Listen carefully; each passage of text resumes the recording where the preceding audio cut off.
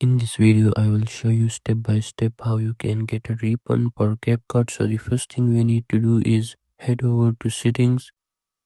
We would then need to click on our name at the top to go to our Apple account, select media and purchases, click on view account, and then from here what we need to do is just wait for this to load, and then we want to go to purchase history.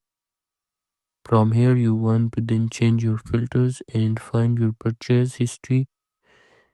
So if I go to the last year, for example, click on apply, and then we can see all of the purchase history. As you can see, I have got CapCut right here. So what I am going to do is I am going to select one of these to select report a problem.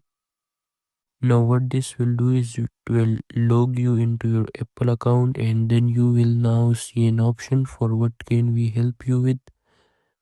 Click on the drop down menu, select a refund right here and select the reason. So I did not mean to buy this, for example. Click on next, and then once you do this you will then be able to request a refund if it is within the time limit. So it is just that simple, guys.